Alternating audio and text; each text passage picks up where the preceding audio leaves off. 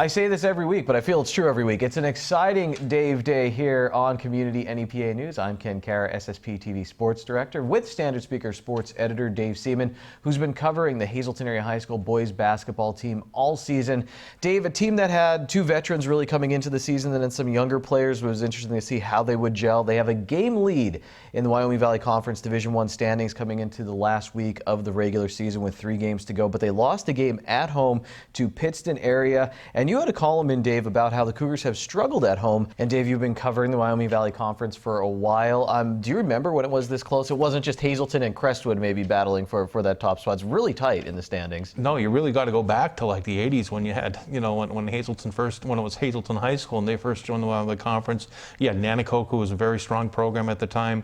You had Bishop Hoban under Coach Chet Hine. They were always a force. Wilkes-Barre, Coughlin had John Quinn, who loved to roll up his sleeves and play against Hazelton. So they were always battles. And if you ask Coach Mike Joseph, the first year that the Hazelton High Mountaineers won the Wyoming Valley Conference Championship, they were in a battle every game. They had to earn their championship. And if his team wants to win this year's championship, it's going to have to do the same thing. So the Cougars have 3 games left, 2 of them at home. Read Dave Seaman's column about the Cougars playing at home at standardspeaker.com. Dave, the Hazelton girls, they have a 1-game lead over Dallas in the standings, playing them actually on Monday night. We're recording this before that game happened, so read what happens in the Standard Speaker, and you can also check it out on SSP TV News.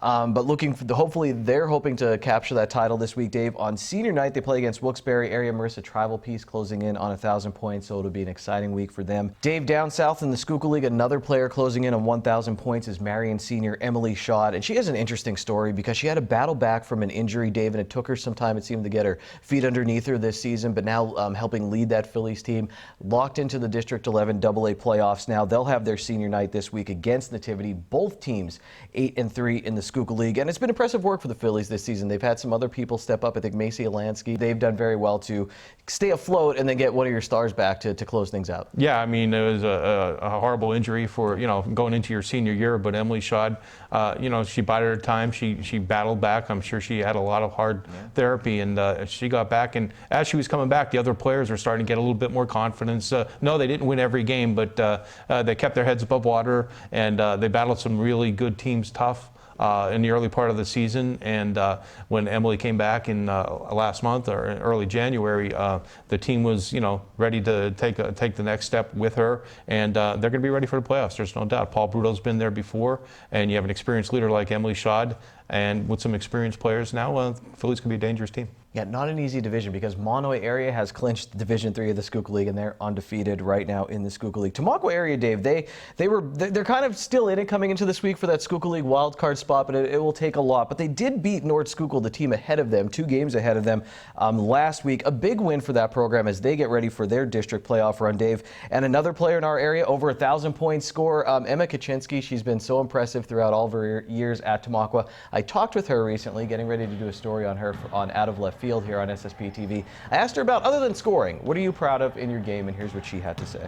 Freshman year, I came in, it was all about the points. And I was like, that's nice, but I think as I grew up, matured and learned the game better, I realized how important rebounding is. And, I get out there, and I'm not the tallest person on the court. How tall are you? I'm about 5'7". Okay. Yeah. About 2 inches on me. Yeah. Right. Which might be about the tallest person on our team. So that's saying something for Tamaqua. We don't always have the most height.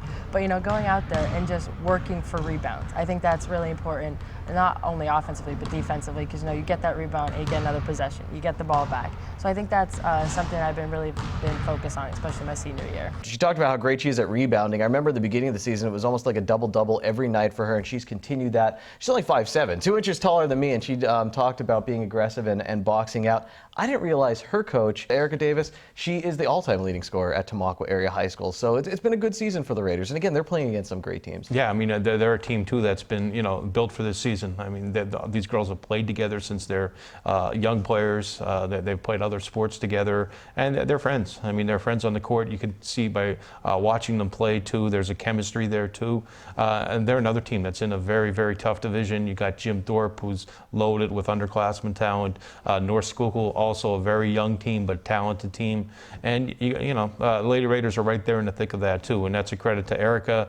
I saw her play, as a player. She was fabulous. again, not the biggest player in the world, but you know, the biggest heart and shooting range that you have to see to believe. You had to see to believe, and you know, she's passing on that energy for the game to her players, and it shows on the floor. All right, Dave, and it's everything that makes local sports so wonderful, and that's why we spend 5.5 minutes talking about it every week here on Community NEPA News. Dave, we appreciate your time. Thanks for watching out there.